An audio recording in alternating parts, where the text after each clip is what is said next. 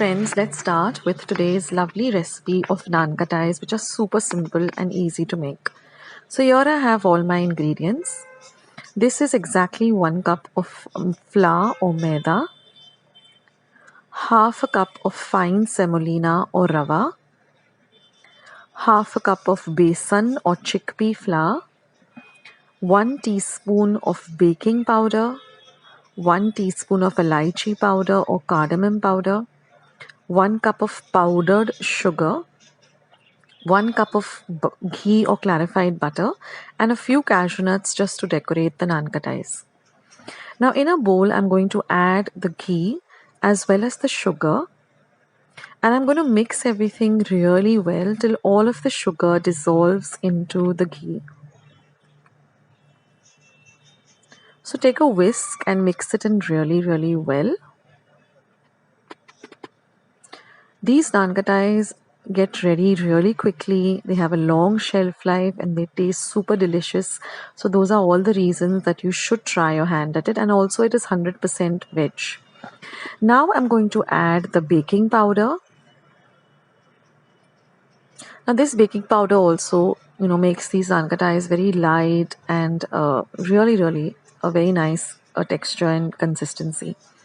Now I'm going to add the fine rava or semolina. Now if you have the medium rava or the thick rava, just run it through your mixer or blender till you get a very fine consistency. This adds some kind of body to the Nankhatai and also a lovely flavor and texture. So now I'm going to add the besan or the chickpea flour. And I'm going to mix everything really well. And now we just have 2 more ingredients, that is the maida or the flour. So add half at a time and mix it in. And then of course we have the elaichi powder or the cardamom powder, which adds a beautiful flavor. Now I've made the cardamom powder at home. All I've done is just peeled the cardamom or the elaichis. I've taken about 5 elaichis, peeled them, and in my mortar and pestle just ground them to a fine powder. And now I'm going to add this fine cardamom powder. And then all we have to do is just mix everything well. And now the best thing is to use your hands and just knead this to a nice soft dough. Now at this time, I'm going to preheat my oven to 180 degrees Celsius for 10 minutes. I've also lined my baking tray with some butter paper. And I'm just going to form small balls. Don't make your Nankhatais very big. They should be nice and dainty. So make them nice and small like this and then flatten them out. And then just put half a cashew nut on top of it like this. Now you also have to place them a little, keep an inch of gap, keep an inch of distance between 2 Nankhatais because they tend to fluff up a bit because of the baking powder. So don't put them too close together. Now I have 2 baking trays. So, I put all the Nankhatais on both the trays, and together I got all together with the amount of ingredients I used, or the quantity rather. I got exactly 28 Nankhatais. So these are all ready, and also don't forget to preheat your oven when you're making these Nankhatais. So here I got 28. So if you're looking for more, then just double the quantity of all the ingredients.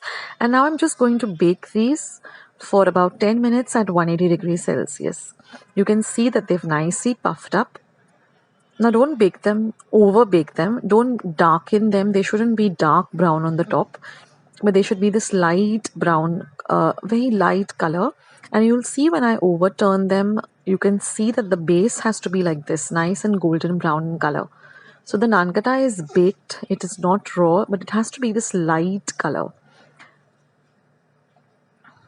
So don't over bake them. Keep an eye on them because every oven is different. And let them cool completely before you store them, and store them preferably in a glass container, airtight container, or a steel container. And these Nankhatais, they can last for about 2 to 3 weeks in a proper airtight container, and they have a long shelf life. So I hope you like this recipe, and I hope you will give it a try. I'll catch you soon in my next recipe. Bye, take care.